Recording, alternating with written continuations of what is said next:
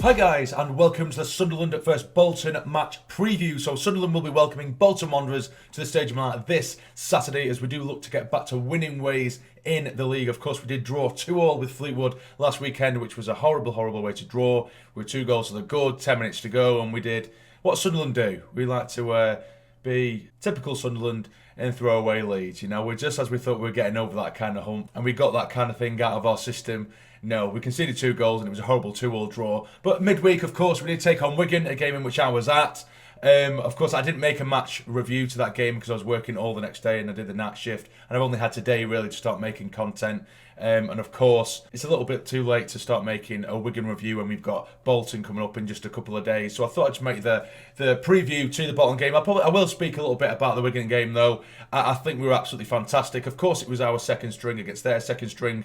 But I think, I even saw on Twitter a Wigan fan basically said that they basically paid to watch a Sunderland training session. And I think that's probably the best way to describe the game. I think we're that good. I think it just shows that maybe, of course, when it's our first team against their first team, it's much more of an even game, and it just shows the strength and depth we had because we absolutely dominated that game. We really did. Not at any point for the first time this season did I feel like we was in any kind of trouble. We had such good control, even after the opening goal with Broadhead. It was an excellent goal, cutting in from left to right. Beautiful finish, puts it in the far right corner.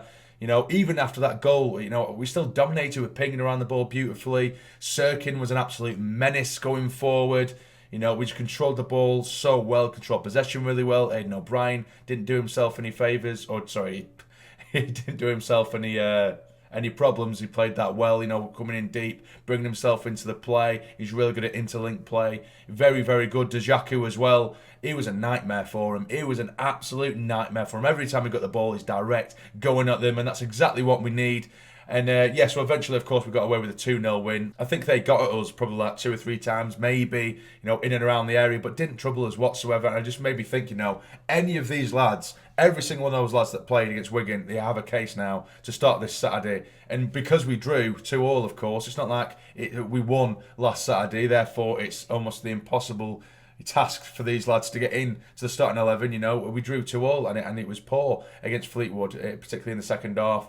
So a lot of these lads do now, and they have, they're trying to stake a claim for this starting 11. But if you look at Bolton, they're a very, very different Bolton side this year. Very good, very difficult to beat. They're currently 8th in the league. Last time out, though, they did lose at home against Rotherham by 2-0, but before that, they beat Ipswich away from home 5-2, which is an absolutely insane result. Before that, they drew 0-0 with Burton, 10-man Burton, although their sending off did come off very, very late in the game, so you can't really hold that against them. In the league, of course, before that, again, they lost 1-0 away from home against Cambridge, a half-decent side as well this year, but they beat Oxford 2-1 before that. They beat Lincoln before that, a good side, but before that, they drew 3-0 with Wimbledon. So I think it's just a little bit of inconsistency there from Bolton, but they absolutely have it within them to beat anyone in this league at any given time, so we really need to be up for it. But we'll have a look at my preferred starting 11 for this game. Now, as I mentioned earlier, literally anyone could have an argument from Tuesday, to get themselves into the lineup this Saturday against Bolton. But what I have gone with is Hoffman in goal, Sirkin, Doyle, Flanagan and Winchester. Of course, Flanagan returning to lineup after he's served his suspension. He absolutely goes in there ahead of Bailey Wright. In the middle, we have the usual Luke O'Nien and Dan Neil. McGeady, Embleton, and now to replace Lyndon Gooch, I've gone for Dhannoo. I just think he looks so good. He looks so lively against Wigan, and I just think he could really do a job this weekend against Bolton as well. And Gooch, for me, I really just don't think he's hit the heights that we know he can do. So I think it would actually be a fair shout for Dhannoo to start on Saturday, of course, with the Loch Ness Drogba up top, who scored again, of course, against Fleetwood. So this is the lineup I would go with. Now, of course, as usual, you guys let me know down below what your starting 11 would be against Bolton this weekend. Now, in terms of my score predictions for this game, like I say, it depends which Bolton turns up, because Bolton usually get a relatively open game, but they're very difficult to beat. But I just think, with the momentum we've got in the minute, yeah, of course, last Saturday we lost in the league, and yes, it was only Wigan's second string side. I just feel like that mentally will have such a good effect on the lads, even if, again, it was only our second string. It was against Wigan, who are currently above us, the top of the league. Regardless of whether, it was their second string squad or not, throughout the side, we've played Wigan twice. Our first team beat them 2-1, and our second string have beat them 2-0. So I just think that's going to have such a good impact on lads, in and around the training ground, the morale of the lads. So I think we're going to really go for it this weekend. I do think we'll concede, because we generally do. But I'm going to go for a 3-1 Sunderland win. Now, for my goal scorers, I'm going to go for a double from Ross Stewart, and I think Dietrich will get his first goal for the club at the Stadium of Light as well. And I think Bolton will get a late consolation, which of course will be slightly annoying. But it just isn't a Sunderland game without conceding, is it? Even though clean sheets is something we really, really need to work on, particularly in the league.